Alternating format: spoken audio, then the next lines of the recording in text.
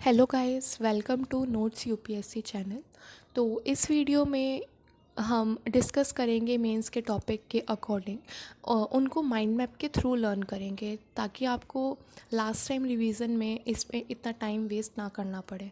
और ये video UPSC and state PSC के बिहाफ पर काफ़ी इम्पॉर्टेंट है। So let's start with the discussion.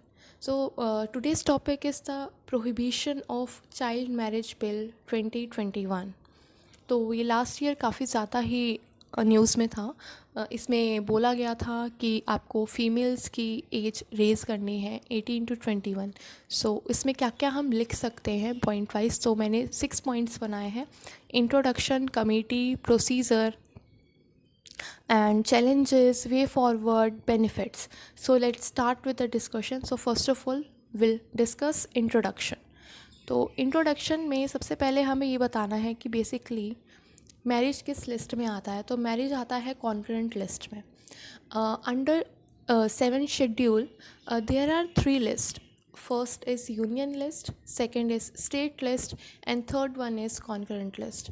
Concurrent list में स्टेट प्लस सेंट्रल गवर्नमेंट दोनों की पावर्स होती हैं कि किसी भी सब्जेक्ट पर जो कि कॉन्करेंट लिस्ट में डिफाइंड है उस पे लॉज इम्प्लीमेंट कर सकती है या रूल्स लगा सकती है according to their wish.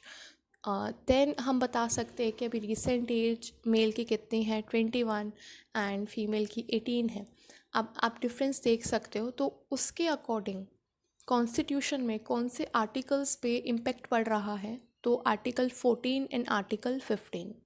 Article 14 says about that everyone is equal before the law and 15 says that discrimination नहीं कर सकते हम on the behalf of sex and caste, religion, right?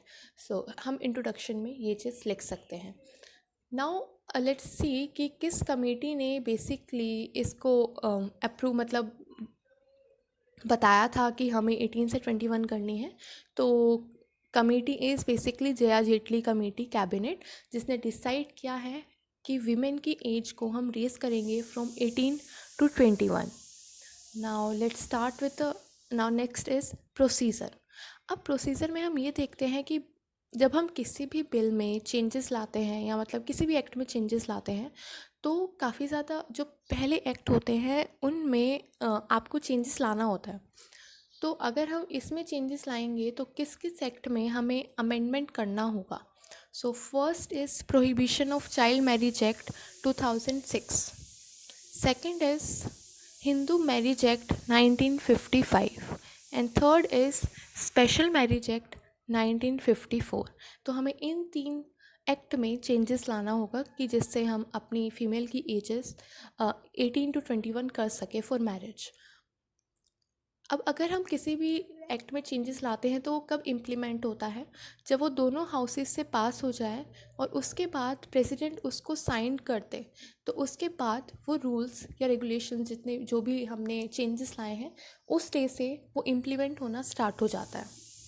अब हम नेक्स्ट चीज़ करते हैं कि व्हाट आर द बेनिफिट्स, मतलब एज बढ़ानी क्यों है 18 से 21. सो क्या क्या बेनिफिट्स हम लिख सकते हैं. First one is prevention of mothers undernourishment. अगर आप 18 या 21 के बीच में आप प्रेग्नेंट हो रहे हो तो वो आपकी हेल्थ के लिए सही नहीं है. तो 21 के बाद एवरीवन इज़ मैच्योर एंड आपकी हेल्थ को भी ज़्यादा इम्पेक्ट नहीं करेगा. Second is protection of women's basic right. अब 18 के बाद आपको अंडर ग्रेजुएशन करना होता है, तो उसके लिए अब 18 के बाद ही अगर आप शादी कर लेते हो तो आपकी वहीं पर ही पढ़ाई रह जाती है, तो आपको बेसिक राइट्स नहीं मिल पाते हैं. Third is bringing gender parity. Gender parity लाना है. जेंडर पैरिटी मतलब जेंडर इक्वालिटी कि males and females both are equal. अभी कहाँ एक और चीज़ है हमारे पास, सस्टेनेबल डेवलपमेंट गोल, जिसमें टोटल 17 गोल्स हैं एंड 169 टारगेट्स हैं. ओके. अब 17 गोल में से जो गोल नंबर 5 है वो डिस्कस करता है जेंडर इक्वालिटी को. तो अगर और एसडीजी हमें कब तक इम्प्लीमेंट करने हैं, 2030 तक.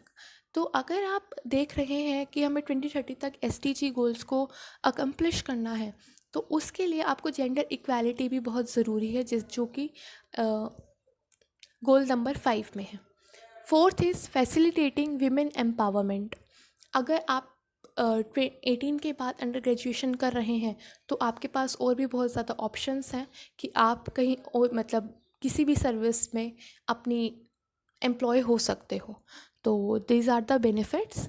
Now let's start with the challenges. की चैलेंजेस क्या क्या हैं कि एज इंक्रीज़ क्यों नहीं हो पा रही है या क्या माइंडसेट है।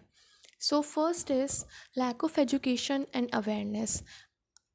अभी भी कुछ रूरल एरियाज़ में या बैकवर्ड एरियाज़ में इतनी लिटरेसी लेवल नहीं है, वहाँ पर अभी भी मतलब जो ओल्ड फैशन रिचुअल्स हैं या जो भी उनकी थिंकिंग है अभी उसी को वो इम्प्लीमेंट कर रहे हैं अपनी लाइफ में। Second is stubborn patriarchal mindset. इसमें क्या है कि जो मैन ने कह दिया वही चलना है। तो अगर हम देखते हैं पैट्रियार्कल का इवोल्यूशन तो वो एंशियंट टाइम से मॉडर्न तक अभी तक सेम है। लेटर वैदिक एज में जहाँ पे वीमेन की कंडीशन वर्स्ट होना स्टार्ट हुई थी, उसके बाद से अभी तक पैट्रियार्कल एक काइंड मतलब छुपा हुआ कीड़ा है, आप ऐसे बोल सकते हैं। कोई इतना ध्यान देता नहीं है पैट्रियार्कल पर, लेकिन ये सोसाइटी को बहुत ज़्यादा ही इम्पेक्ट कर रहा है। Third is girl child as burden. Girl child को एज अ बर्डन देखा जाता है।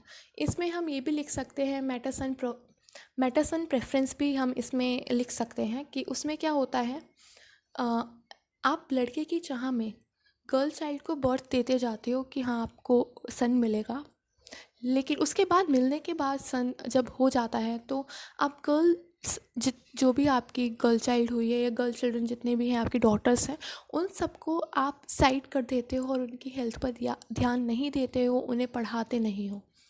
Fourth is poverty.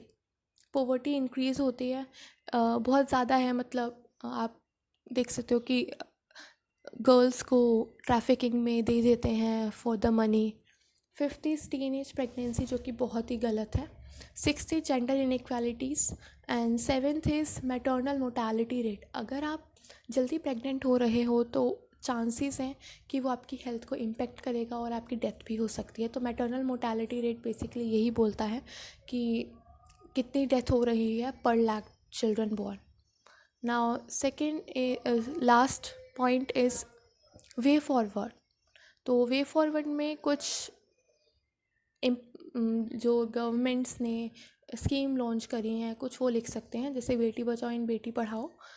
इसमें दोनों चीज़ काम हो रही है। एक तो आप बेटी की पढ़ाई को भी बात कर रहे हैं और इन्फेंट मोर्टालिटी रेट को भी कम कर रहे हैं, या यस इन्फेंटिसाइड बेसिकली।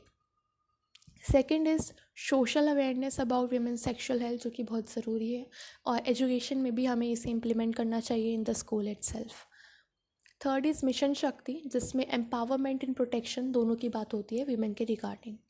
सो ये थे कुछ points for the topic the prohibition of child marriage act 2021। I hope आपको ये वीडियो अच्छी लगी होगी और इससे आपने काफ़ी कुछ सीखा होगा for the last moment, right? So thank you, have a good day.